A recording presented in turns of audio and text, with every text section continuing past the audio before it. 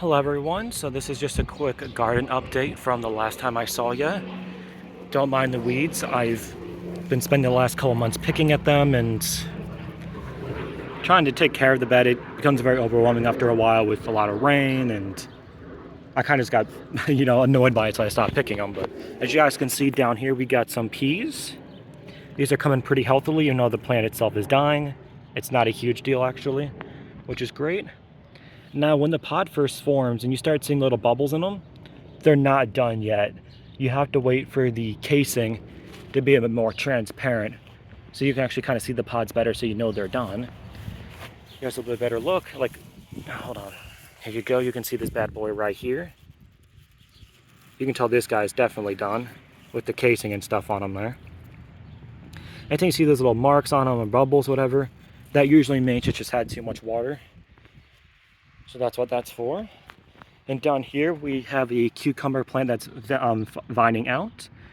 I did not know this was cucumber because I did not plant it this year. So I'm wondering if it got germinated somehow or whatever could have happened. So that's our cucumber plant that's coming on really well. These big boys right here, these are curled mustard. They're southern plant. It's mustard greens. So they're kind of collard greens. They have a mustard taste. You can eat them raw if you want. Doesn't have the best taste when it's eaten raw. When you boil them, or like in a stew, like boil them just in a pot or in a stew, or if you stir fry them and mix or put them on a salad, cooked hopefully, they'll taste a lot better, a lot more of that mustard flavor. It's pretty distinct than it's not exactly the same as like, yellow mustard from French's or Burman's, whatever the brand you guys use, or even just that like mustard smell. It's a bit different, but if you've ever had this, you would know what I'm talking about. When it gets too big and it starts to die, you get these little yellow flowers on them. That doesn't do anything, it's just there for look, so don't worry about those. And down here we have our carrot tops that are performing very well. Again, a lot of grass weeds, so don't mind these. But these are very healthy. The number one way to know your carrots are done is you see orange poking out of the dirt, which is not always the case. Sometimes you don't see it, so you're not going to know if they're done. I'd say give it about a month and a half before you pick one, just to give it a test run. So you can see all these little carrot tops up here. For those who have seen my bunny YouTube short videos, I recommend checking those out. Bunnies are awesome.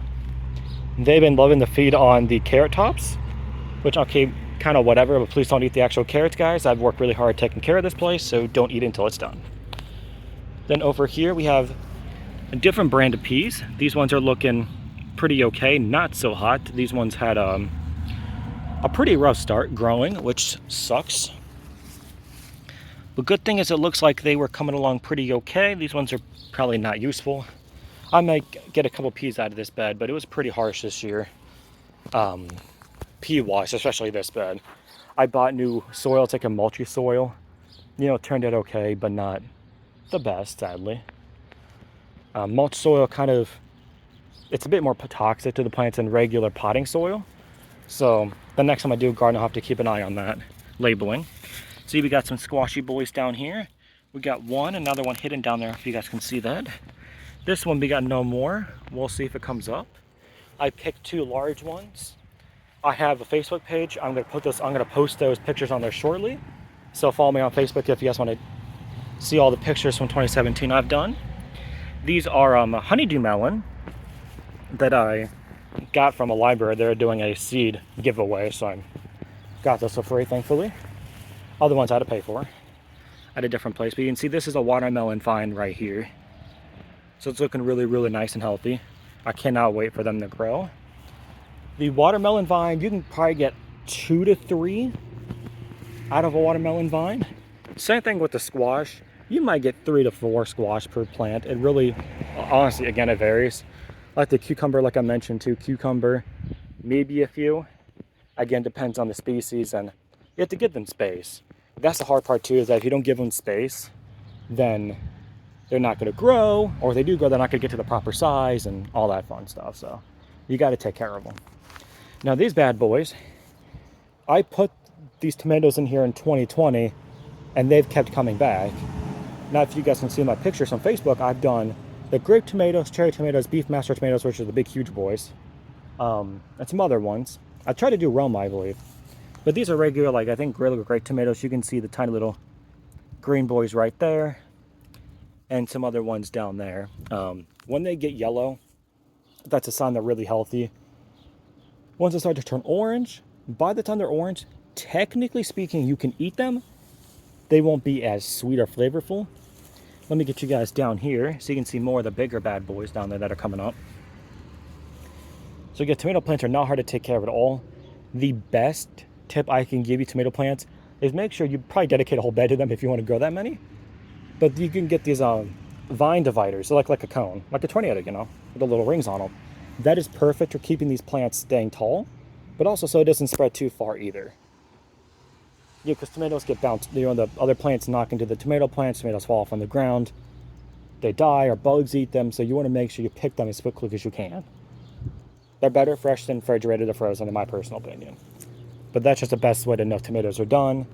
If you see bumps on them, if you see little holes or black spots, toss them, they're trash, bugs are in them, or they're now been toxic with bugs, so don't worry about it. It's not edible.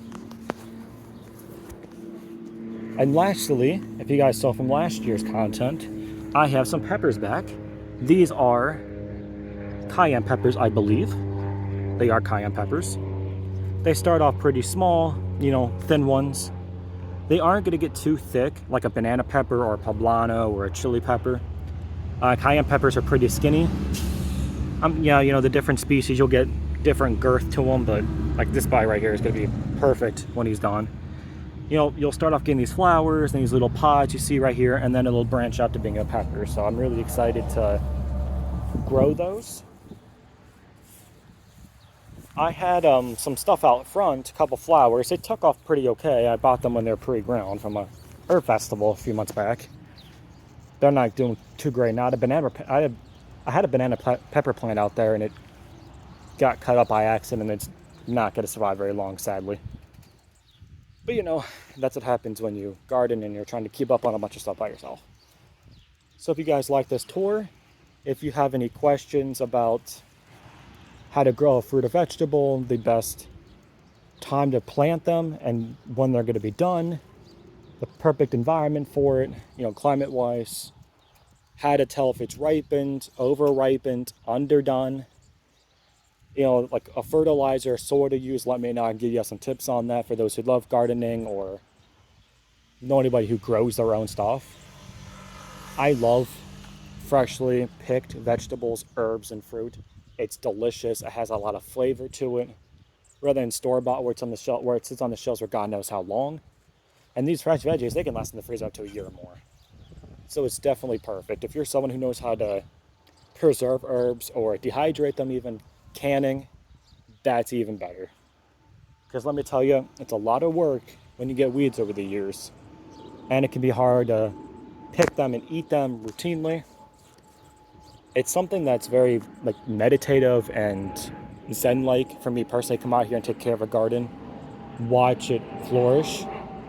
That's the best part. You know you succeeded. You plant, you know, you built the garden beds like these and or other little tiny ones. You can get some at the store that cost a lot more though. And just to watch it all grow and get the taste, the result. So that's the best part. Other than that, I hope you guys have a great day. And I'll try to do some more videos here soon.